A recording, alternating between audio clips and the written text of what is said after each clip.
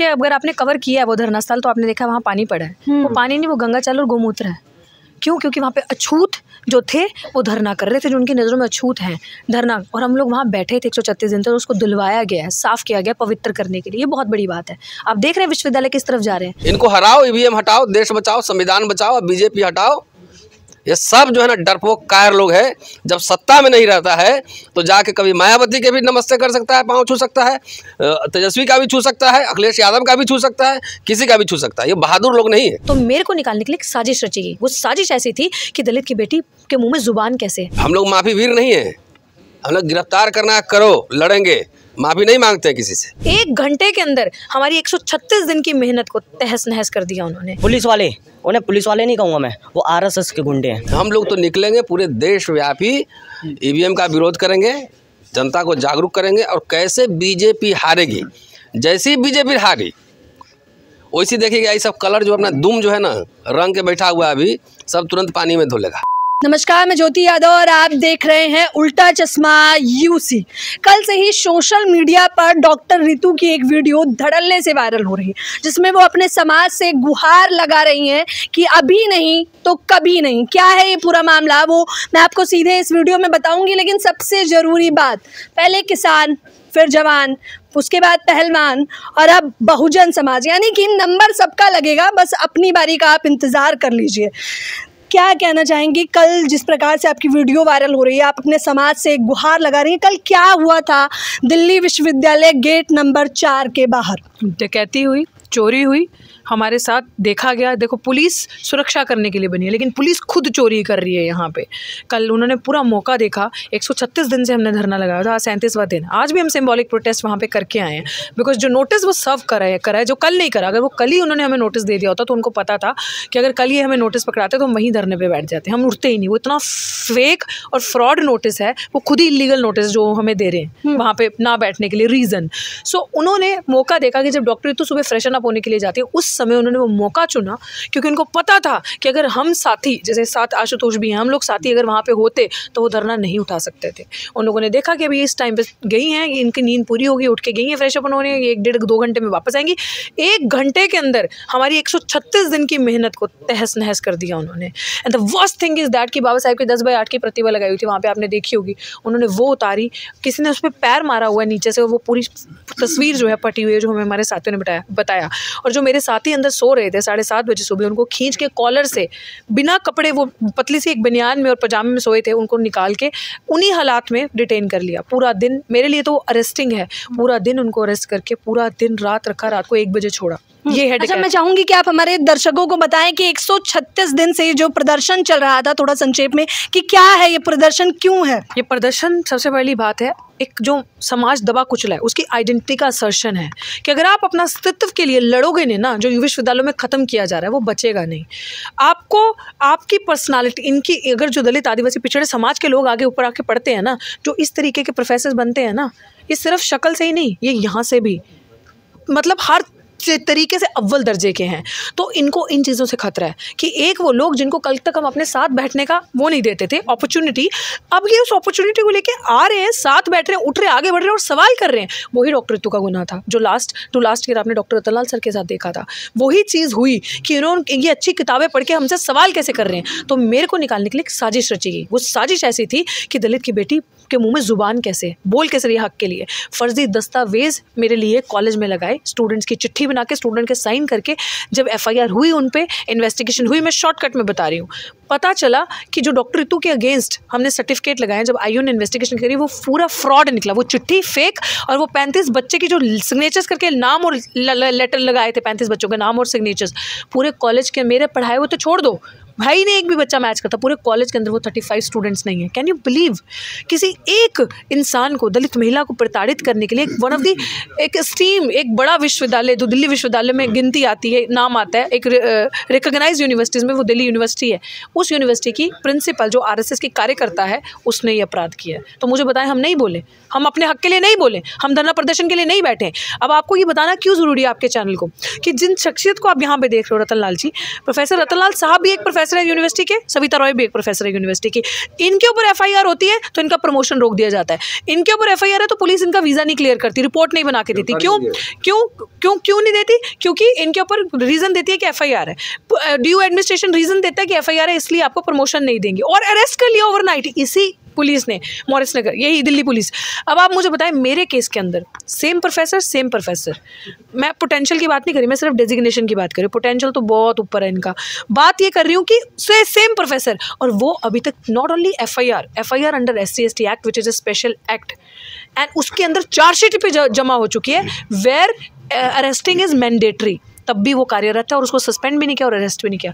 इसलिए हम लोग ये धरना प्रदर्शन 136 दिन से शांतमय तरीके से कर रहे हैं कि arrest her immediately, otherwise we will not leave. और हम संविधान के दायरे में बैठे थे और इन्होंने जान के देखा कि ये तो उठ ही नहीं रहे, ये तो बढ़ता जा रहा है, ये तो सच की आवाज़, अम्बेडकर क्रांति, अम्बेडकरवाद यूनिवर्सिटी में फैलता जा रहा है, तो ये इक्वालिटी जस्टिस की बात कैसे यूनिवर्सिटी में हो रही है? सो उन्होंने अपॉर्चुनिटी ली जब हम नहीं थे तो हमें। अच्छा देखिए, ये तमाम चेहरे जो आपको नज़र आ रहे हैं, मैं उनसे बातचीत करना चाहूँगी, लेकिन प्रोफेसर रतन लाल, क्योंकि इनके पास थोड़ा कमी है समय की, तो ये निकलने वाले हैं, तो इसलिए सर कैसे देख रहे हैं आप इस पूरे को? मैं एक एक करके तमाम लोगों से बातचीत करूँगी, लेकिन सबसे पहले मैं आपका क्या पॉइंट ऑफ व्यू है इस पूरे वाक़या के बारे में? मुझे कुछ अचंभा नहीं हो रहा है। ये कल गुहार लगा रही थी, रो रही थी। कुछ नहीं, वो तो मुझे पता है पहले से। मैं इतिहास का छात्र हूँ ना, जितना पीछे देखता हूँ उतना आगे भी देखता हूँ। और आपने जितनी कैटेगरीज पहले कहा, किसान जवान, उसमें महिला आपने छोड़ दिया, उसमें ऐड कीजिए प्रमुखता से। पहलवान भी महिला ही थी और ये भी महिला ही हैं, ठीक है। तो वो तो अब जाट महिला हो गई BJP RSS के नज़र में। वोट लेने के समय तो जाट नहीं थी, हिंदू थी, और उसी तरीके से अभी दलित है, वोट के समय ये हिंदू हो जाएगी। सवाल ये है कि RSS और BJP ये सब तो टूल्स हैं। प्रिंसिपल वगैरह का छोटे मोटे लोग होते हैं, ये कोई बड़े लोग नहीं होते हैं। वाइस चांसलर, प्रिंसिपल, डायरेक्टर, ये सब तो टूल्स हैं, मोहरे हैं। मतलब कि शैतान की जान कहाँ है तो पता है ना कहानी, तोते में। तोता असली है RSS BJP। RSS कभी संविधान में विश्वास नहीं करती रही है, शुरू से पता है। तो आज देख लीजिए, जितना आप देख रहे हैं, चाहे किसान, जवान, महिला, तमाम जो घटनाक्रम है, रोहित बोमुला से ही हम लोगों ने शुरू किया था। उस समय तो आंदोलन हम लोग किया था उस समय। तो ये सब संकेत है। एक ही जगह 500 मीटर के अंदर, मैं हिंदू कॉलेज में पढ़ाता हूँ और सविता रॉय वहाँ प्रिंसिपल है, 500 मीटर दूरी होगी महज, 2 कानून लागू है। वो अमेरिका में घूम रही है, घूमने, और मुझे लेक्चर देना है जाके अम्बेडकर पर, तो मुझे क्लियरेंस नहीं होता है। तो सीधी सी बात है, अब चुनाव का समय है, हम लोग तो निकलेंगे, पूरे देशव्यापी EVM का विरोध करेंगे, जनता को जागरूक करेंगे, और कैसे BJP हारेगी। जैसी BJP हारी, वैसी देखिएगा ये सब कलर जो अपना दुम जो है ना रंग के बैठा हुआ है अभी, सब तुरंत पानी में धो लेगा, तुरंत दूसरा कलर चढ़ा लेगा। तो हम लोग तो आज से नहीं है, हम लोग तो लड़ाका रहे हैं, अन्याय के खिलाफ लड़ते रहे, चाहे जिसकी भी सरकार रही हो। तो बेसिक बात ये समझने की है, इसलिए हम नौजवानों से अपील भी करेंगे कि जो धरना में थे, चाहे जो लोग सिंपैथी कर रहे थे, चाहे सोशल मीडिया पे जो लोग देख रहे थे, तो इसलिए चुनाव में जाओ। अब समय बहुत कम है, नेता सब अपना काम करेगा, विपक्षी पार्टी, हम लोग अपना काम करेंगे, हर प्लेटफॉर्म का इस्तेमाल करेंगे और बोलेंगे कि BJP हराओ। सीधा जिस दिन हारेगा उस दिन देख लीजिए खेल पलट जाएगा। तो ये पॉलिटिकल लड़ाई है, कल्चरल लड़ाई है। बाबा साहब ने कहा था कि भारत का इतिहास ब्राह्मण और बुद्धिस्ट के बीच इतिहास के अलावा कुछ नहीं है। तो ये तो हज़ारों साल से चल रहा है। हम लोग तो एक टूल है यहाँ पे जो उस परंपरा को आगे बढ़ा रहे हैं, ठीक है जी। हम लोग माफ़ी वीर नहीं है, हम लोग गिरफ्तार करना करो, लड़ेंगे, माफ़ी नहीं मांगते किसी से, ठीक है। तो ये सांस्कृतिक राजनीतिक लड़ाई है, इस लड़ाई को हमें लड़ना ही पड़ेगा। और ये है सबसे पहले इमीडिएट जो इनका इलाज है, चुनाव में इनको हरवाइए, मामला ठीक हो जाएगा। अच्छा, तो आप क्या सीधे तौर पर कहना चाहते हैं कि EVM की बदौलत ही सत्ता में आ रहे हैं? हाँ, और क्या। अरे भाई, दुनिया की जो बड़ी डेमोक्रेसीज हैं वो कहाँ EVM से चुनाव हो रहा है? आपने तो सुई भी नहीं बनाया, और आप पूरा इसका जो समर्थक है उसका पूरा उठा के देखिए तो एक खास तरह के लोग वहाँ पे मिलेंगे। आप VVPAT दो पूरा दिखाओ तो सही। तो हम लोग तो पॉलिटिकल पार्टी से अभी प्रेस कॉन्फ्रेंस होना है 12 तारीख को, 12-13 2 दिन इसी मुद्दे पे कि EVM में इनकी जान है। इनको हराओ, EVM हटाओ, देश बचाओ, संविधान बचाओ, BJP हटाओ। ये सब जो है ना डरपोक कायर लोग हैं। जब सत्ता में नहीं रहता है तो जाके कभी मायावती के भी नमस्ते कर सकता है, पाँव छू सकता है, तेजस्वी का भी छू सकता है, अखिलेश यादव का भी छू सकता है, किसी का भी छू सकता है। ये बहादुर लोग नहीं है, ये हेरा फेरी करके सत्ता में आ जाते हैं। तो जैसे मर्जी है वैसे लोगों को लगता है कि देश में कानूनी नहीं है। तो हम लोग डरने वाले लोग थोड़ी हैं। ऐसी हुकूमत आएगी, देखा जाएगा, लड़ा जाएगा। आज से थोड़ी लड़ रहे हैं, स्टूडेंट लाइफ से ही लड़ रहे हैं। जी शुक्रिया। तो बिल्कुल आखिरी सवाल, मुझे पता है आपको निकलना है, आखिरी सवाल, क्या सच में आप, जैसे आप कह रहे हैं कोई अचंभा नहीं है, बाबा साहब की जो है फोटो पर जूता रखा गया, आपको कोई अचंभा नहीं है ना? तो बाबा साहब के पुतले तो उस समय भी जलाए गए थे। कल्याण प्रेस का आर्टिकल जाके पढ़िए, गीता प्रेस का लिटरेचर पढ़िए। मैं इतिहास का छात्र हूँ ना, तो मुझे पता है कहाँ से ये माइंडसेट आ रहा है। उसी का कसम खाएगा, जो काम करेगा उसका उल्टा करेगा, जो बोलेगा उसका उल्टा करेगा। बाबा साहब मैं आप ही की वजह से हूँ। यहाँ दिख नहीं रहा है 15 किलोमीटर दूरी पे यहाँ होम मिनिस्टर और प्राइम मिनिस्टर का घर है। तो मुझे कोई अचंभा नहीं है, क्योंकि जो आरएसएस का जो इनका फिलॉसफी है मनुस्मृति का, जो नहीं जानता होगा उनको कन्फ्यूजन है। मुझे तो पता है कि यही करेगा। ठीक है जी। तो बाबा साहब भी लड़ रहे थे उस समय, तो तब भी अंग्रेज था, रूल ऑफ लॉ था सबके लिए। समझ गए बात? वो तो तब भी कानून में विश्वास करते थे। आईपीसी सीआरपीसी बना रहे थे कि सबके कानून की नज़र में सब एक होगा। इनके संविधान मतलब मनुस्मृति के हिसाब से कानून की नज़र में सब एक नहीं है। वर्ण व्यवस्था के हिसाब से न्याय होगा। इतनी बात अगर हमारे देश के दलित, ट्राइबल, महिलाएं, बैकवर्ड्स इतनी बात अगर नहीं समझ रहे हैं, तो इनको गुलामी से कोई नहीं बचा सकता है। हम तो मान लो व्यक्तिगत रूप से भी, अकेले भी, जितनी ताकत होगी हमारी उतना तो लड़ेंगे इनसे। बौद्धिक रूप से आर्टिकल लिखेंगे, बोलेंगे, जाकर सोशल मीडिया पर लिखेंगे, मीटिंग करेंगे, भाषण देंगे, लोगों को जागृत करेंगे। तो ये बात है बेसिक। मनुस्मृति बनाम संविधान है। ये रितु सिंह वगैरह कुछ नहीं लड़ाई, छोटी मोटी लड़ाई है। ये पूरा मुल्क संकट में है। पूछिए, एक हफ्ता पहले मैंने कहा था ना कि गड़बड़ होगा। पूछिए। बिल्कुल, एक हफ्ते पहले इन्होंने आपको बता दिया था। बिल्कुल बिल्कुल, हम सबको पता भी था कि कुछ ना कुछ करेंगे, लेकिन इतना ये नहीं पता था कि इस तरीके से डकैती करेंगे। और मैं एक और इंटरेस्टिंग इनपुट आपको इस पर देना चाहती हूँ कि देखिए, अगर आपने कवर किया है वो धरना स्थल, तो आपने देखा वहाँ पानी पड़ा है। वो पानी नहीं, वो गंगा जल और गोमूत्र है। क्यों? क्योंकि वहाँ पे अछूत जो थे वो धरना कर रहे थे, जो उनकी नज़रों में अछूत हैं धरना। और हम लोग वहाँ बैठे थे 136 दिन तक, और उसको धुलवाया गया है, साफ़ किया गया पवित्र करने के लिए। ये बहुत बड़ी बात है। आप देख रहे हैं विश्वविद्यालय किस तरफ जा रहे हैं, देख रहे हैं किस तरीके से जातंकियों का, जातिवादियों का अखाड़ा बन चुका है विश्वविद्यालय, कि हम लोगों के बैठने से वो अपवित्र होगी जगह। अच्छा, इस बात की साक्षी तो मैं भी हूँ, क्योंकि मैं अभी वहीं से आ रही हूँ। मुझे लग रहा है अगर मैं कैमरे पे बोल नहीं पाऊंगी तो फिर इससे ज़्यादा शर्मनाक कुछ नहीं होने वाला है। इन लोगों का प्रदर्शन समाप्त हुआ है और वहाँ पर बाकायदा उसे पवित्र करने का प्रयास किया जा रहा है, शुद्धिकरण किया जा रहा है। ठीक उसी प्रकार से जब अखिलेश यादव निकले थे और उसे गंगा जल से पवित्र किया जा रहा था। ये तमाम चश्मदीद चेहरे, एक बार मैं कैमरा पर्सन से रिक्वेस्ट करूंगी ये चेहरे दिखा दें। ये कल मौजूद थे, कल क्या घटनाक्रम हुआ? पूछिए, ये मंजीत नोटियाल जी की टीम से हैं और ये पूरा टाइम साथ रहे हैं। मेरा जब हाथ में पकड़ा गया था जोर से, तो ये साथ रहे, आपको बताएंगे। शुरू से बताइए, मुझे जानना है और मेरे दर्शकों को, कि क्या हुआ था, कैसे हुआ था। पहली बात तो मैं ये बताऊंगा कि रितु बहन ने मुझे 10 बजे मैसेज डाला, और उस मैसेज को सुनते साथ ही मेरे रोंग एकदम काँप गया कि बहन रो रही है। मैं बल्लमगढ़ से बहुत आगे निकल चुका था। वहाँ से मैंने गाड़ी घुमाई, दिल्ली विश्वविद्यालय पे आया, बहन रो रही थी, बहन के साथ रहा मैं। और पुलिस वाले, उन्हें पुलिस वाले नहीं कहूँगा मैं, वो आरएसएस के गुंडे हैं। ये संविधान को मानने वाले लोग नहीं, संविधान को कुचल के हमें अरेस्ट किया गया था कल, क्योंकि ये संविधान को नहीं मान रहे, कानून नहीं मान रहे। हमें जब ले जाया, बैन में जब भर रहे थे हमें, तो ऐसे भर रहे थे जैसे हम गुंडे हैं, कोई मवाली हैं। अच्छा, कितने लोग थे? मतलब पुलिस की टीम, प्रशासन की कितनी थी? बताता हूँ आपको, कम से कम नहीं तो 100 से 150 पुलिस प्रशासन थी वहाँ पर। और बाकायदा ये महिला है, तो सवाल ये है कि कितनी महिलाएं थी वहाँ उस वक्त? महिलाएं भी थी 2-4, ज़्यादा नहीं, लेकिन पुलिस की महिलाएं बहुत ज़्यादा थी। हमारे साथ थी 5-6 महिलाएं थी, और स्टूडेंट्स में काफ़ी ज़्यादा स्टूडेंट्स थे, जिनमें महिलाएं भी थी और दूसरे भी थे। सबके साथ बर्बरता करी, सबके साथ बुरा। जब बहन को हाथ पकड़, जब इन्हें डिटेन करने के लिए आए, तो इनके साथ मैं था, और आंसू जी भी थे यहाँ पर। तो जब ये हमारे बीएसएफ के, भीम आर्मी के स्टूडेंट प्रेसिडेंट है दिल्ली विश्वविद्यालय के, तो आप इनसे बात कर सकते हैं। आशुतोष, कल ये घटना जब से शुरू हुई, ये वाकया कब तक चलता रहा? रात 1 बजे तक? ये सुबह 7:30 से घटना शुरू हुई और रात 1 बजे 1:30 बजे तक ये घटना चलती रही। तो इस बीच में जो कम से कम 16-17 घंटे ये पूरा चला। इस 16-17 घंटे में तमाम साथियों को मारा गया, तमाम लोगों को खींचकर, इतनी मतलब बेसलूकी से एक महिला को, वो एक बड़ी यूनिवर्सिटी की प्रोफेसर रही हो, और एक दलित महिला, उनको खींचते हुए आर्ट्स फैकल्टी से बस में डाला गया। हम सारे स्टूडेंट्स को बुरी तरीके से लातों से पीटते हुए बस में डाला गया। कोई वजह नहीं बताई, क्योंकि ये थोड़ा अचंभित करने वाला है, कोई वजह नहीं बताई विदाउट एनी नोटिस। सबसे पहले सुबह हमको पता चलता है कि जब मैं सुबह 4 बजे मैं निकल चुका था लाइब्रेरी से अपने फ्लैट पे, विदाउट एनी नोटिस सुबह आके देखते, मतलब मैं तो एकदम शॉक हो गया कि ऐसे कैसे हो सकता है। 136 दिन से पीसफुली प्रोटेस्ट चल रहा है, वहाँ कोई कुछ ऐसे कुछ है ही नहीं कि ऐसी उम्मीद भी हो सके।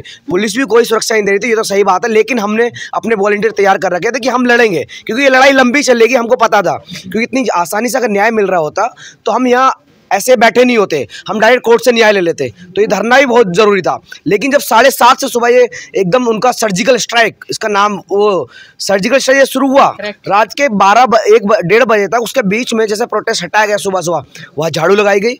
उसके बाद पानी से धुला गया, वो पानी पता नहीं कैसा था, किसी ब्राह्मण से कराया या कैसे लेके आया। बाहर मंदिर भी है उसके, यूनिवर्सिटी के दौलत राम कॉलेज के साइड एक मंदिर भी है, क्या पता उसको SR से क्या पता उसको बुलाया गया हो उसको ठीक कराने। मतलब ये कितनी एक मनुवादी मानसिकता इस देश पर इतना हावी हो चुकी है, खासकर दिल्ली यूनिवर्सिटी पर। संघ एक दीवार के इस साइड वहां रोज संविधान की धज्जियां उड़ती है हिंदू राष्ट्र के नारे लगकर, क्योंकि भारत संविधान के प्रेम्बल से ही एक सेकुलर भारत है। वही जब एक दीवार से इधर की साइड एक जो न्यायप्रिय आंदोलन चला, सबकी समानता की बात कर रहे हो, सबके लिए एक साथ एकजुट होकर कह रहे कि इस देश में वो जो गैर बराबरी सदियों से है वो ना हो, उसकी मांग करने के लिए धरना चला हो। दूसरी साइड एक दीवार बीच में इधर रोज 6 बजे, सुबह 5 बजे, शाम को 6 बजे शाखा लग रही है RSS की, और वो हिंदू राष्ट्र की दुहाई देते हैं रोज। तो ये पुलिस अंदर कैंपस के अंदर उनको नहीं उठा रही है। हम लोग जो शांतिपूर्वक यहाँ बैठे हैं उनको क्रिमिनल से भी एकदम और उससे भी नीचे जाकर बदतर तरीके से हमको उठाया गया। हमारे साथियों को सुबह कपड़े तक नहीं पहने थे उन्होंने, इतनी एक्सट्रीम ठंड पड़ती है। सुबह 7 बजे जब उनको टेंट में सो रहे, टेंट से ऐसे निकाल के ऐसी गालियां दी जिनको सुनते हैं। हम तो थे नहीं, अगर हम होते तब जवाब तो दिया जाता अच्छे से। ये गलती हो गई कि हम उस दिन सुबह नहीं हुए, ना ही मैं था ना ही डॉक्टर रितु थे, और इसी चीज का उन लोगों ने फायदा उठाया है।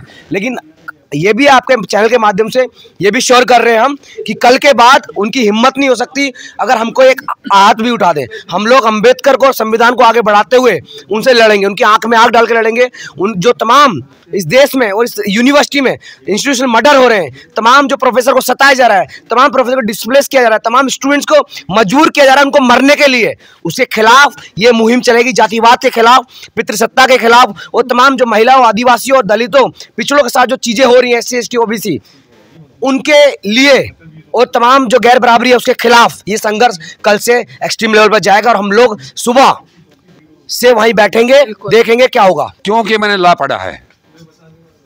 कल पुलिस ने ऑफेंस किया, वो बता देता हूँ आपको। 392 डकैती सामान जो हमारा ले गए हैं, मारने की धमकी दी गई 506 IPC, बहन जी के साथ जो बदसलूकी की 354 IPC, हमारे 5 आदमियों को उठाया गया, किडनैपिंग 365 IPC, और उनको इलीगल डिटेंशन में थाने में रखा गया एक दायरे में 342 IPC, और SC ST एक्ट। ये SHO और उसका टोटल स्टाफ जिसने ये अपराध किया है, ये सारे जेल में जाएंगे। इतनी सारी धाराएं लगती हैं लेकिन लगी कुछ नहीं है ना अभी। लगेंगी। ऐसा बहन जी, जो कल बहन जी रोई है ना कल, तो ये बहन जी नहीं रोई, पूरा समाज रोया ये।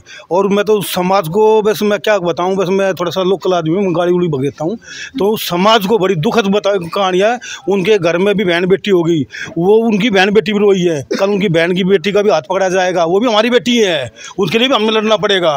लेकिन इस समाज के प्रति हमारा ना, ये बताते रहूँ, हमारा नारपुर गाँव है, भीम जन कल्याण समिति शुरुआत से जुड़ी हुई है, और हमेशा बहन के साथ रहे थे। बहन के साथ 25 आदमी रहते, तब भी हमारा पूरा मतलब समाज रहेगा, गांव रहेगा।